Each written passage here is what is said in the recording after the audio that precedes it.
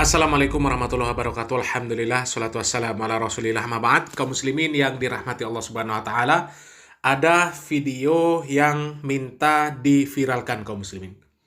Karena memang dari judulnya ini minta diviralkan. Supaya apa? Supaya terlihat kejahilan orang tersebut.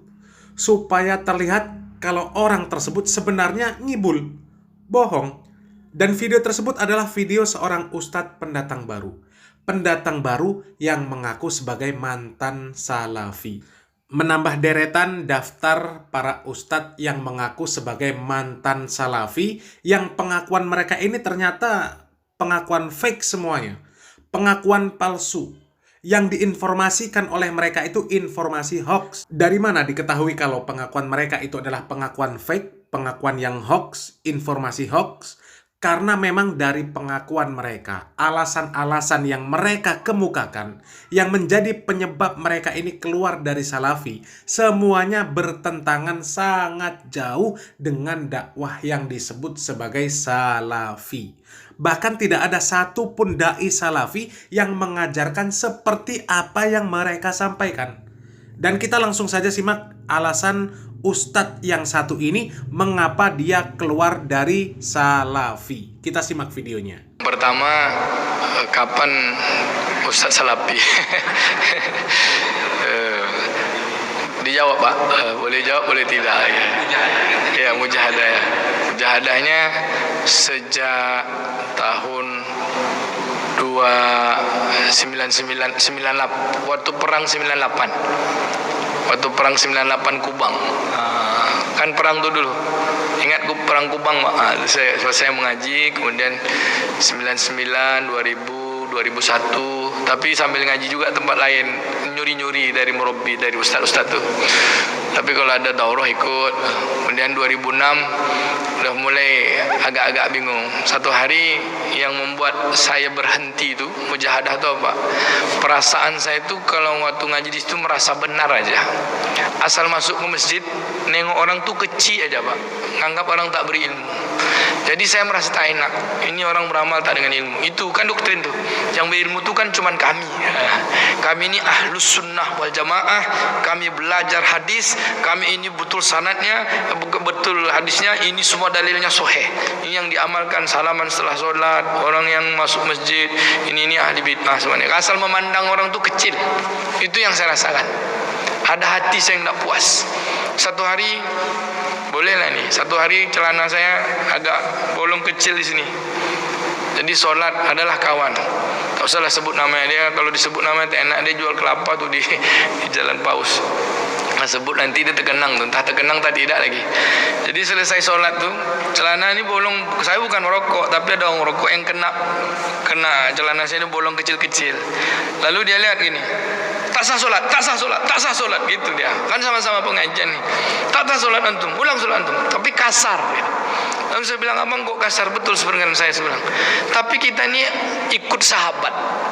Kita ini kan salafi, pengikut sahabat. Sahabat itu kan lemah lembut, saya bilang.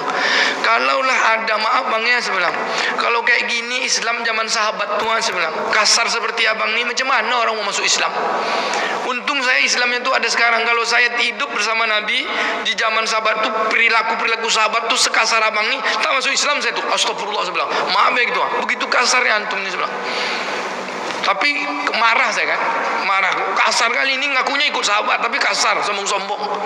Itu udah satu kesal. Satu hari diskusi lah, diskusi sama kawan semua, tak usahlah sebut namanya, kalau sebut tahu nih kan. Saya bilang, Pak, kalau saya berjalan dari rumah ke masjid, tiba-tiba di tengah jalan saya berhenti dan berdoa saya di jalan tuh bang, berdoa saya, ya Allah ya Rahman ya Rahim, apa aja lah saya bilang. Doa itu ibadah nak bang? Ibadah. Oke, saya bilang. Tapi yang saya lakukan ini pernah dibuat Nabi nak bang? Saya bilang. Isu-isunya mulai gitu. Bingung dia jawab. Kan man amila amalan laisa amruna fahuwa ruddun. Kan itu dalilnya. Siapa yang beramal yang tak pernah kami tunjukkan, maka amalnya tak diterima, tertolak. Saya tadi beramal, kan ibadah tuh kan ya. Saya berdoa di jalan tuh. Lalu ditolak. Berarti kalau amal itu tak pernah ditunjuk, berarti itu bid'ah kan bang? Tak bisa juga dia jawab. Kalau bid'ah berarti dengan berdoa tadi masuk neraka saya itu kan bang? Kan berdoa sampai di jalan, di tengah jalan. Kan bid'ah tu. Kan wa kullu bid'atin dalalah wa kullu dalalati finnar. Setiap bid'ah sesat masuk neraka. Apakah mungkin saya di jalan tadi berdoa gini lalu Allah Taala bilang kamu masuk neraka? Yang satu jawab ya bid'ah, tapi masuk neraka tak berani. Dia bilang ya itu bid'ah. Yang satu lagi no comment. Semenjak itu saya bilang berhentilah saya ngaji lagi. Kalian aja tak dapat jawab, saya bilang. Kan paham? Kalau seandainya saya masuk neraka, masa Allah kejam betul gara-gara saya berdoa masuk neraka? Maksiat apa yang saya lakukan? Pada saya berdoa kepada Allah Taala. Itu ibadah kan, saya bilang. Pernah tak Nabi pernah buat kayak gitu? Berjalan dari rumah ke masjid, tiba-tiba di tengah jalan berdoa saya. Pernah tak Nabi buat kayak gitu? Tak ada dalilnya kan? Berarti saya nak ikut Nabi, bid'ah saya, masuk neraka saya. Udahlah saya berhenti ngaji lagi so. Oh, langsung dibilang antum murtad. Pelan-pelan. Padahal daurah pertama di kampus dulu. Terus sebut lagi ustaznya, ustaz baru pulang dari Madinah, kita panitianya, kita ininya kan. Ngaji halakoh sana, ngaji sini. Tapi selama ngaji itu saya memang enggak tentram, Pak. Terus mencari. Ya, kaum muslimin, video ini sangat panjang kalau kita bahas semuanya. Jadi kita cukupkan sampai di sini karena dari sini saja kita sudah tahu kisi-kisinya. Sudah tahu clue-nya. Apa alasan ustadz tersebut keluar dari Salafi. Dan kita akan tanggapi. Alasan yang pertama tadi, sebenarnya orang tersebut yang salah. Tapi dia menyalahkan Salafinya. Dia yang merasa benar, kemudian menganggap yang lain salah. Merasa dia yang pintar, menganggap orang lain tidak berilmu. Kan itu salah dia sendiri namanya. Karena tidak ada ustadz-ustadz Salafi yang mengajarkan untuk memiliki sifat sombong yang seperti itu. Tapi ketika mengajarkan supaya setiap ibadah yang kita lakukan itu kita harus tahu ilmunya, maka iya, ustadz Salafi seperti itu. Mengajarkan untuk meninggalkan ibadah yang tidak ada ilmunya, tidak ada tuntunannya di dalam syariat Islam, iya. Dan kemudian ketika memiliki ilmu, kemudian bisa mengetahui mana yang salah, mana yang benar, mana yang sunnah, mana yang bid'ah, mana ketaatan, mana kemaksiatan, mana orang yang taat, mana orang yang ahli maksiat, mana yang menegakkan sunnah, mana yang mengerjakan amaliyah bid'ah. Itu bukan sombong namanya. Kalau yang begitu dikatakan sombong, maka semua ustadz itu disebut sombong semua. Karena kerjaan para ustadz itu mengajarkan kepada orang lain, mengenalkan agama kepada kaum muslimin. Artinya mereka merasa lebih pintar.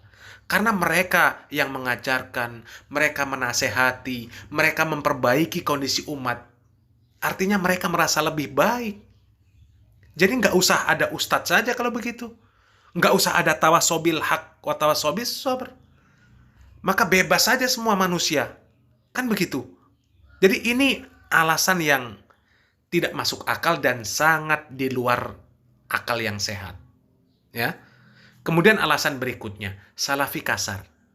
Jadi kalaupun ada orang yang seperti itu, yang diceritakan oleh ustadz tersebut, yang kasar, langsung menegur seperti itu tidak mewakili Salafi. Kalaupun itu benar. Dan kalaupun benar, maka yang melakukan seperti itu adalah orang-orang yang belum faham, belum banyak belajar. Karena belajar dari hadis yang mengisahkan ada orang Arab Badui yang kencing di Masjid Nabawi, kemudian para sahabat mau memarahi, kemudian dicegah oleh Nabi Muhammad SAW. Dari hadis ini saja ada pelajaran bahwa kita harus berlemah lembut di dalam berdakwah. Sebagaimana firman Allah Subhanahu wa taala di dalam Al-Qur'an. Allah Subhanahu wa taala juga menjelaskan, "Fabima rahmatim minallahi lintalahum. Walau kunta fadhan ghalidhal qalbi lang faddu min haulik." Maka disebabkan rahmat dari Allah lah kamu berlaku lemah lembut terhadap mereka. Sekiranya kamu bersikap keras, kemudian berhati yang kasar, tentulah mereka akan menjauhkan diri dari sekelilingmu. Tapi dari narasi yang disampaikan ustadz tersebut, sepertinya itu hal yang mustahil dilakukan oleh para penuntut ilmu. Masa iya karena ada pakaian yang terkena api rokok kemudian dikatakan sholatnya tidak sah? Itu dari mana ajarannya? Itu diambil dari mana hukumnya, sumber hukumnya? Ini di luar nurul. Ya, di luar Nurul. Kemudian alasan yang ketiga. Alasan yang ketiga ini tambah tidak masuk akal lagi. Konsep bid'ah itu tidak sesimpel yang difahami oleh ahlul bid'ah. Karena banyak bukti para ahlul bid'ah itu gagal faham mengenai makna bid'ah yang benar. Akhirnya mereka bingung sendiri. Dan ujung-ujungnya mereka membuat makna sendiri tentang bid'ah. Contohnya apa yang disampaikan ustadz tersebut. Yang diceritakan ustadz tersebut. Berangkat ke masjid kemudian berdoa di tengah jalan. Dikatakan bid'ah. Ini benar-benar pengertian bid'ah yang serampangan namanya. Jadi doa itu kan ada dua jenis. Ada doa ibadah dan ada doa karena ada hajat tertentu yang disebut dengan doa masalah. Kalau doa ibadah maka dia terikat aturan. Di antaranya terikat dengan waktu, terikat dengan lafaz, dan juga jumlah tertentu. Sebagai contoh doa keluar rumah. Dibaca Bismillahi tawakkaltu 'alallah la haula wala quwata illa billah. Maka waktu untuk membacanya itu ketika mau keluar rumah, ketika akan bepergian, dan cukup satu kali membacanya. Begitu juga dengan doa masuk WC, doa keluar WC, doa setelah azan. Dibaca sesuai waktunya, sesuai bacaan yang diajarkan, dan cukup satu kali. Berbeda dengan doa hajat atau doa masalah. Kalau doa karena ada hajat, doa masalah, maka dia tidak terikat dengan waktu. Tidak terikat juga dengan lafaz, tidak terikat juga dengan jumlah. Ya, mau dibaca berulang-ulang silahkan. Asal bukan dibaca di tempat dan waktu yang dilarang. Misal berdoa minta rezeki. Ya, minta rezeki yang banyak. Minta anak yang banyak. Maka dalam satu waktu itu boleh berulang-ulang untuk membacanya. Boleh berulang-ulang untuk meminta kepada Allah.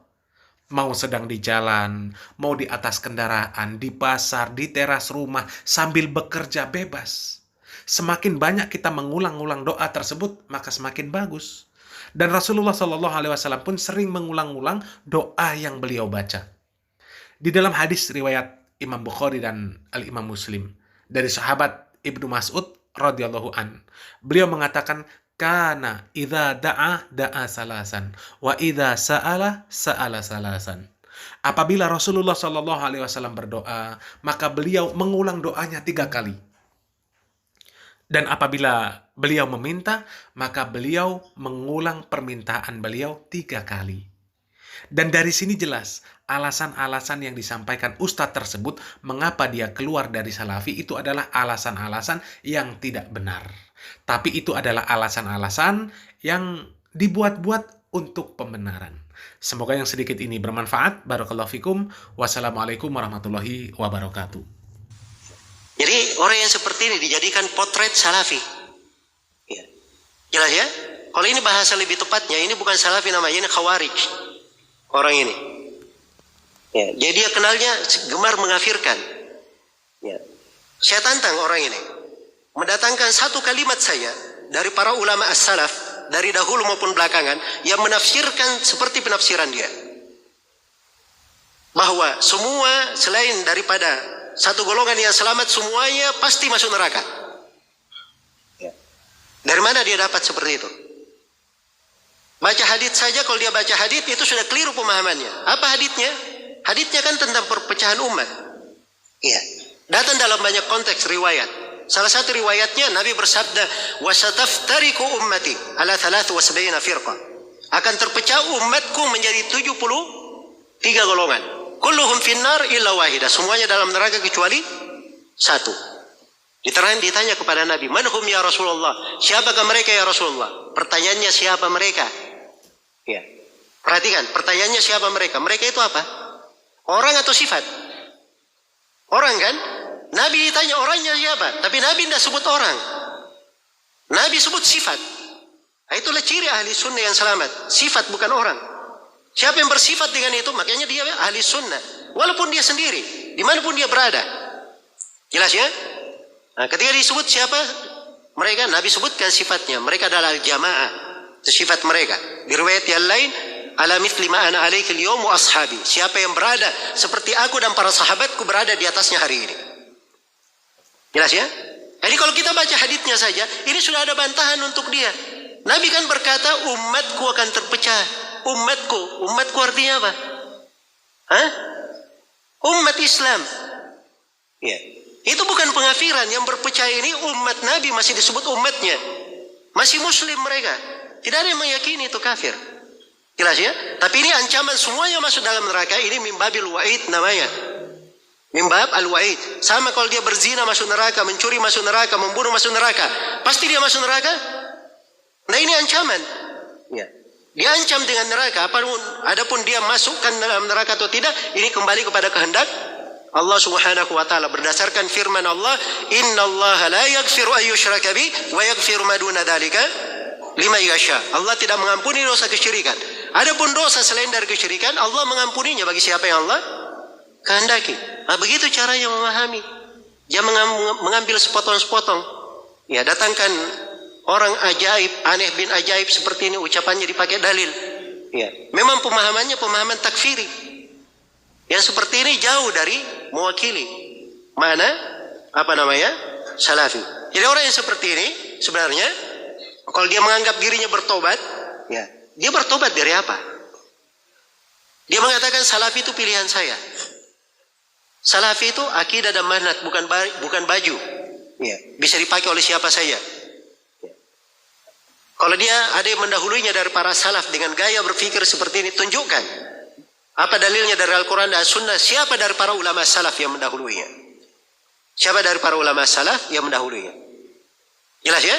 Maka jangan mengesankan bahwa dakwah salafiyah seperti ini atau wahabi itu gemar di dalam apa? Di dalam mengkafirkan.